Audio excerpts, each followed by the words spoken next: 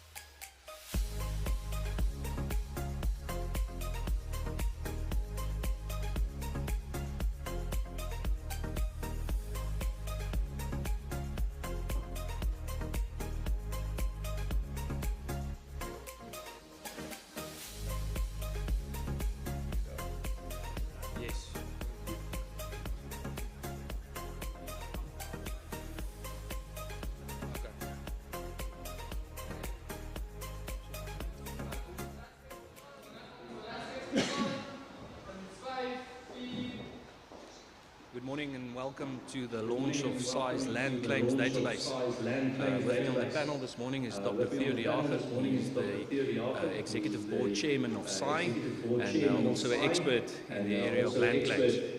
I would also like to welcome members of the media that are here today and our special guests. And I would also like to welcome everybody at home and all the rest of the media that are watching online. We are currently streaming this media conference on Facebook and YouTube. And this media conference will be done both in Afrikaans and English. Before we present the platform and what it does, I would like to ask Dr. Theo de Jager to just give us some background on land claims in South Africa and also why we as Saai decided to launch this land claims database. Baie dankie François. Grondeise is een van die 3 bene van grondhervorming. Grondhervorming in Suid-Afrika word in 3 pype afgegooi. Die eerste is restitusie of grondeise. En dit is 'n regte gedrewe proses. Dis waar mense wat na die 19de Junie 1913, die dag van die passering van die wet op naturele grondbesit, hulle grond verloor het as gevolg van 'n rasgedrewe rede wat deur die staat uitgevoer is sonder dat hulle daarvoor behoorlik gekompenseer is of alternatiewe grond gekry het, eise kon instel teen die staat om hulle grond terug te kry. Die tweede been is 'n herverdelingsbeen waar grond gekoop word vir voorheen benadeelde individue en dis gewoonlik waar mense te doen het met mense wat ernstig is om te boer en wat die droom het om 'n winsgewende kommersiële boer te wees. Die derde been gaan oor verblyfregsekerheid en dit gaan oor mense wat op grond woon op plase wat nie aan hulle self behoort nie en dit word gereël deur die ESTA-wetgewing, die Extended Security of Tenure Act. Dit is ook aanvanklik gereël deur 'n ander wet, die Clara-wet, wat gaan oor verblyf in kommunale gebiede, maar die wet het so 'n bietjie kante geslaan in die konstitusionele hof en hulle is nog besig om weer reg te skaaf. Ons inisiatief gaan oor grondeise. Die grondeise word gereël deur 'n wet van 1996 en individue en gesinne en gemeenskappe het tot die 31ste Desember 1998 gehad bestel. Tussen 1998 en 2000 was daar baie min wat gebeur het buiten die opstel van 'n databasis oor presies wat het ingekom. Wie het wat geëis? Daardie databasis is tot vandag toe nog nie in die openbare domein geplaas nie. So 24 jaar later weet niemand nog buite die departement presies wat is geëis nie. Maar reeds in 2000 het die departement aangekondig dat daar 63.000 van hierdie grondeise ingekry is. Nou 'n grondeis bedoel nie 'n plaas nie.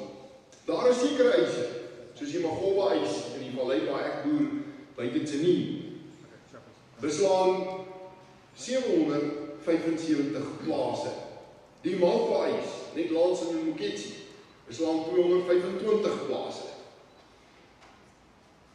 Hierdie grondeis het ingekom vir gronde letterlik van Kaapstad tot in Messina en van Durban tot in Port Nolloth en dek massiewe gedeeltes van ons land. In 2000 is die eerste grondeise in die staatskoerant aangekondig. En so 'n aankondiging beteken bloot dat daar nou 'n formele proses is, dat daar 'n prima facie saak uit te maak is vir so 'n eis, omdat hy aan al die kriteria, die 4 kriteria wat ek so flissies genoem het, dat hy aan daai 4 kriteria voldoen. Daarna is die staat veronderstel om behoorlik navorsing te doen oor die geldigheid van die grondeise. Daardie navorsing kom ook baie selde in die openbare domein. In 'n berig wat in IOL verskyn het 2 weke gelede, het die minister in die parlement geantwoord dat net meer as 10% van die grondeise wat afgehandel is deurdat die grond aangekoop is en oorgedra is aan die grondeisers. En byna 90% geskik is deur finansiële kompensasie. Nou wanneer so 'n eis geskik word deur finansiële kompensasie, is daar niemand wat daaroor vra nie. Niemand vra oor die geldigheid daarvan nie. Ek gaan nou sommer in gewone Afrikaans vir julle sê, dit het 'n lekker melkkoei geword vir groot somme wat na politieke steunbasisse toe gaan, omdat niemand daaroor vra nie. En omdat hierdie navorsing nooit in die openbare domein kom nie. Ek was by hierdie proses intiem betrokke in georganiseerde landbou alreeds sedert 2002. Ek was persoonlik betrokke by ten minste 12 geleenthede waar ons vir die departement gevra het, gee vir ons die lys. Ons sou graag so 'n lys wil sien afgebreek in die eise wat ontvang is, die eise wat oënskynlik aan die 4 kriteria vir 'n geldige grondeis voldoen, 'n lys van die eise wat reeds afgehandel is, 'n lys van die eise wat in die staatskoerant gepubliseer is, en dan 'n lys van die eise waarom daar nog is. En tot vandag het ons nog nie so 'n lys gekry nie. Daarom het ons in Saai besluit dat ons wil kyk hoe ver kan ons kom in 'n poging om self so 'n lys saam te stel. Uit al die bronne wat in die openbare domein lê, staatskoerante, toesprake en antwoorde in die parlement, jaarverslae van die departement. En jy kan verstaan dat dit is 'n omvattende oefening. Dit het ure se bloedsweet gekos om deur hierdie goed te werk. En Frans sal nou 'n bietjie meer oor hierdie proses vertel. Maar uiteraard is die eenvoudige oplossing dat die departement moet so 'n lys beskikbaar stel. En die rede hoekom ons dit so dringend nodig het, is eenvoudig. Probeer jouself in die posisie van 'n grondeienaar of 'n boer plaas. Ek byvoorbeeld boer met bome, met plantasies en met vrugte. Ek boer met van die vrugte wat heel langste vat om 'n oes te gee, macadamias. Dit kos baie naby aan R700.000 om 'n hektaar macadamias te vestig en weer te vat na 7 jaar. Hoe spandeer 'n mens daai tipe van geld? Hoe maak 'n boer so 'n belegging as jy nie seker is dat jy nog hier gaan wees om te oes van daai bome nie? Die onsekerheid wat grondeise in die landbousektor in Suid-Afrika gebring het, en dit gaan nie oor die beginsel van grondeise nie, daarmee het ons nie 'n probleem nie. Dit gaan oor die frontadministrasie daarvan. Die onsekerheid wat die frontadministrasie van grondeise die landbousektor teweeggebring het min of meer die tipe van ontwrigting veroorsaak wat ons laas gesien het in die Anglo-Boereoorlog. En dit is waarom dit so belangrik is dat iemand in die chaos probeer orde skep. En die orde moet begin by 'n lys. Wat is meer eenvoudig om te vra as 'n lys van die grondeise, afgebreek in hierdie kategorieë? Nou, ons het ook besluit om hierdie lys vir sover as wat ons hom kon saamstel uit die oop bronne uit, beskikbaar te stel aan enige boer in Suid-Afrika. Nie net ons lede nie. Nie net mense wat 'n spesifieke belange daarby nie, maar om dit 'n oop databasis te maak. Want die bedoeling is uiteindelik om 'n mate van sekerheid te probeer skep. Deur ons alternatiewe lys, of ons lys dan wat ons uit die oop bronne saamgestel het, en ook deur 'n regsproses. En om verder daarop in te gaan ek vir ons hoofuitvoerende amptenaar François Rousseau vra om vir u daardeur te praat. Ek het die Afrikaanse deel gedoen, sodat hy die Engelse deel kan hê. Dankie, Dr. De Jager. So, the Land Claims database is available at landclaim.org of grondeis.org. Hierdie is 'n 20 sekonde proses vir enige boer in Suid-Afrika, eintlik enige grondeienaar, enige persoon wat grond wil koop of verkoop, om te soek of daar 'n gegazetteerde grondeis op sy grond is. This Land Claims database has 3 functions. First of all, you can get a notification of any land claims that were published via the Gazette with your farm's title deed on it. The second function is that as soon as you submit the data, an automatic email is sent to the Provincial Land Claims Commissioner that requests the information regarding your farm or your title deed that has not yet been published. Because this is a gate, Section 11.1 of the Land Restitution Act, we always work from what has been gazetted, but it is also important for you as a farmer to know what has not been gazetted. Because although on the department's own word, they say they have 7,000 old claims that has not been finished, and there's about 163,368 claims or new order claims that has not even yet been processed. It is important that we keep up to date with those land claims that have not yet been gazetted. And then the third function, which I think is the most important one. As soon as you enter your information into this database, it will update every night with new land claims or title deeds that were gazetted. So let's say you put in your data today, and 2 years from now, your title deed shows up on a land claim which is gazetted. You would automatically get a notification from Saai that tells you your land claim has been submitted, and this is the process going forward. And for us as Saai, it is important as well to help you through this process. So behind me is the land claim database. I'm going to work from my phone screen. So there is an option on the top left-hand side, which will translate it from Afrikaans to English. It's very, very simple. You enter your title deed number, and if you don't have a title deed, you enter your property number, your address, or your farm name. Then you choose the province of the property in which you are concerned about, or the one in which the title deed appears. Your name, surname, your contact number and email is crucial. And then as soon as you submit it, an email will be sent to you with all the relevant data. We also have a FAQ page that was built by that was populated by our attorneys and our advocates assisting us with this. And we try to address the most concerning questions that you may have in the FAQ page.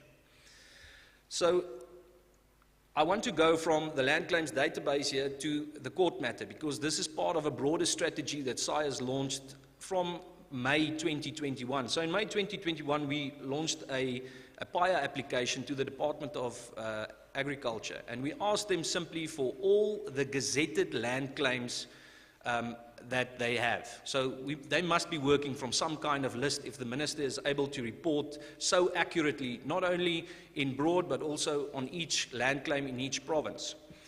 And we received nothing back from them with regards to the PIA, and on 24 February we got a court order. And I will just read the 2 prayers that the court granted us.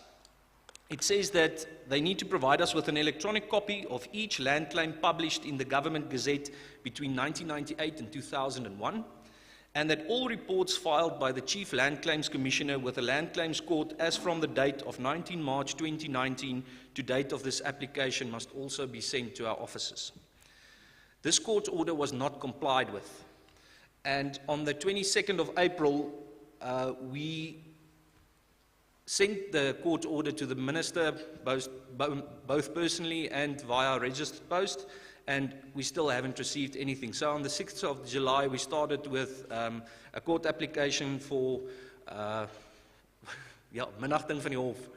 Yeah, contempt of court. Thank you. That's why we've got the attorneys here. So our contempt of court application was initially filed for 14th of September, and so we received, I think, on the 6th of July, the Minister brought a rescission application. So it's in Saai's work now to first complete the rescission application and put that aside, and then we will go forward with the contempt of court application. But hopefully in the meantime, somebody provides us with a list of all the land claims that were lodged from the department side, because they must be working from some kind of database. And so that is both the land claims database and the court application that we are currently busy with. I would like to invite members of the media or anybody here and both people at home as well. If you've got any questions, please send it in and we will address them.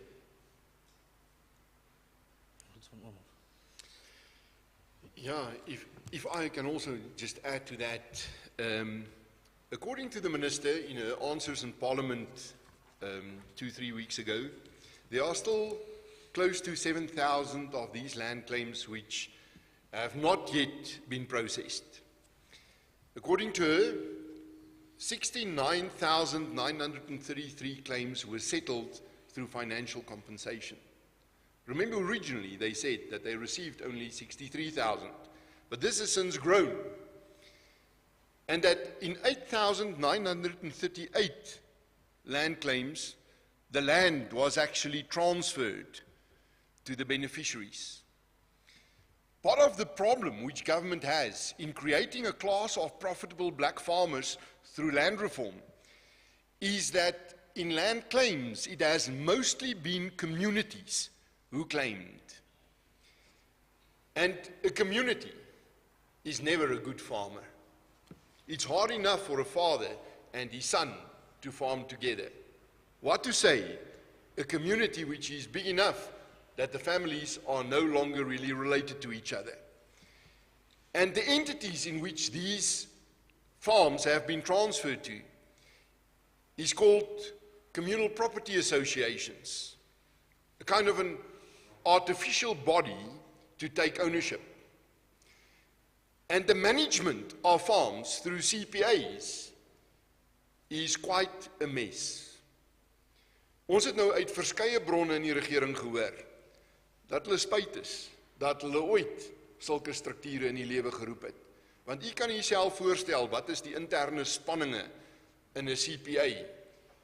Nie net wanneer grond oorgedra word nie, nie net in besluite oor hoe hierdie grond bestuur en geboer moet word nie, maar veral die dag as daar 'n geldjie inkom, hoe dit verdeel moet word, hoe finansiële beplanning gedoen moet word, wie hulle hande daarop kry en dies meer. Vir ons as kommersiële boere in Suid-Afrika is dit 'n bietjie van 'n nagmerrie om in 'n vennootskap te gaan met 'n CPA. Dis 'n baie onstabiele vennoot. En die boere, en daar's 'n hele paar boere wat in suksesvolle vennootskappe is met CPA's, maar nie sonder dat hulle kreun in die uitstryk van hierdie interne konflikte nie. En die interne konflik is nog niks in vergelyking met die konflik tussen 'n CPA bestuur en die entiteit wat aanvanklik die eis ingedien het nie. Onthou, 'n CPA ontstaan eers as daar 'n geldige grondeis was en 'n proses van oordrag van grond plaasvind. So gewoonlik is dit 'n tradisionele owerheid wat die eis geliaseer het, maar dit is nie die entiteit wat die grond ontvang het nie. En dan ontstaan daar twee sentrums van mag binne in so 'n gemeenskap. En om daardie spanning uit te stryk, vat 'n man op 'n perd. Ons het nog nie gaan kyk na wie die CPA's is, hoe hulle geverifieer is, wie kry die reg om op daardie lys van begunstigd te wees en wie nie. Ons belang is tot dusver suiwer nog net op 'n eenvoudige lys van plaasname waarop daar 'n eis is. En dan ook 'n tipe van 'n vorderingsverslag. Wat presies is afgehandel?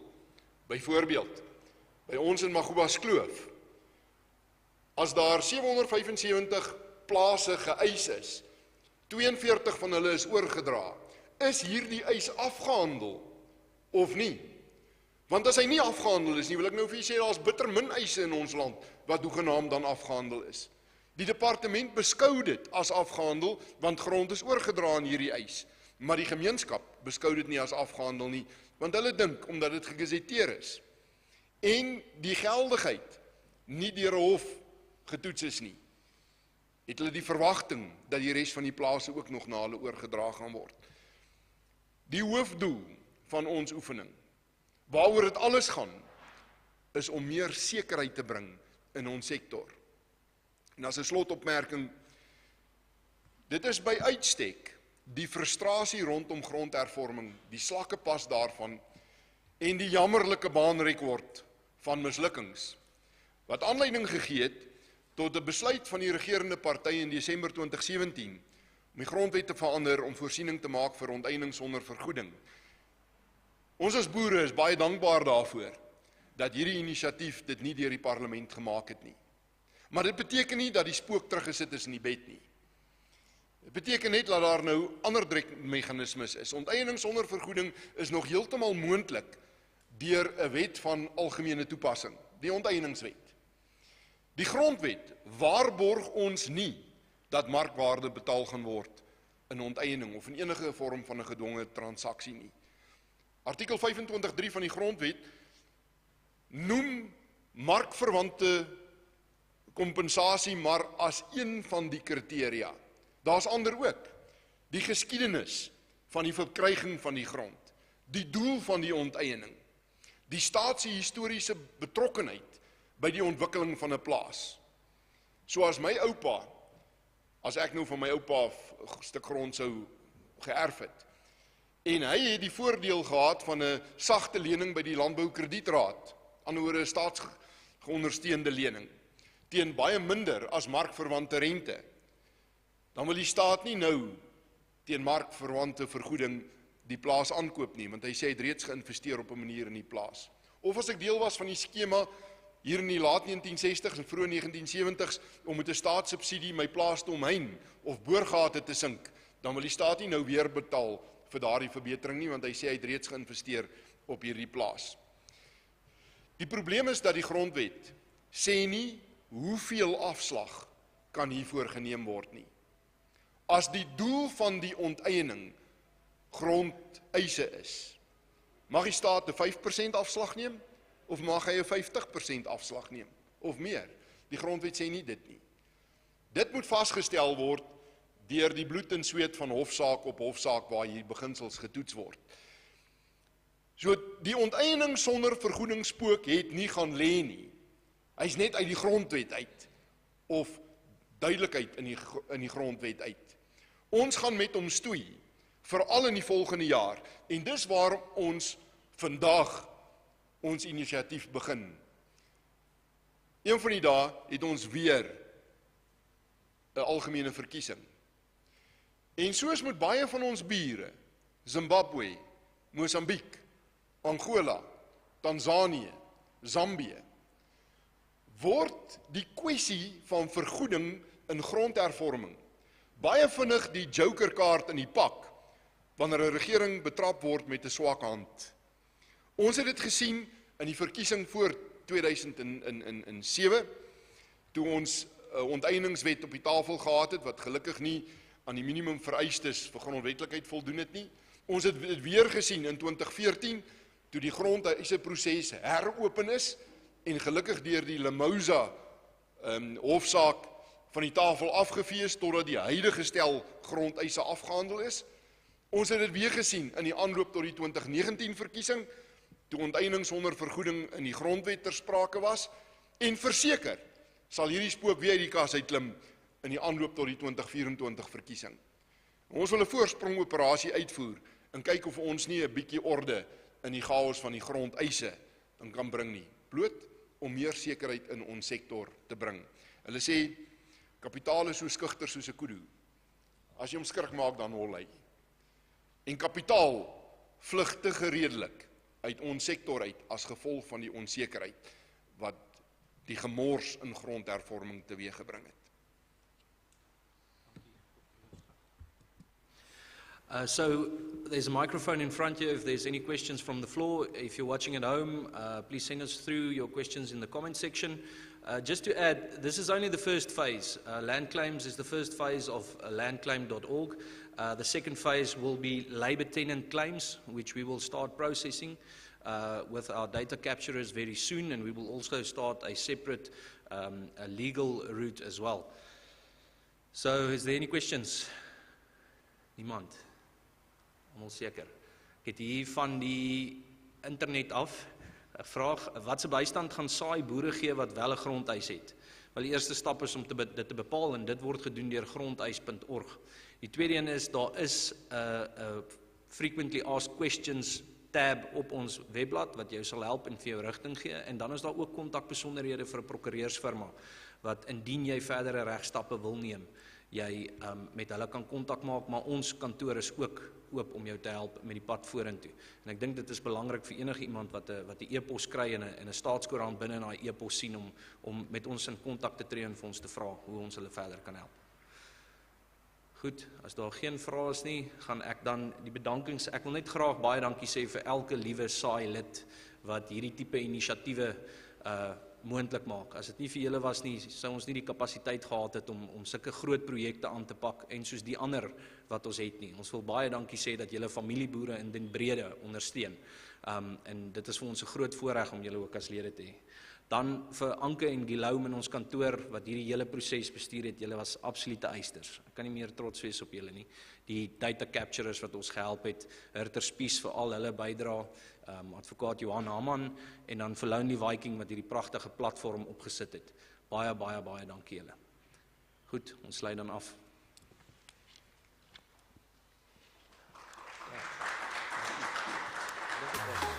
Ja.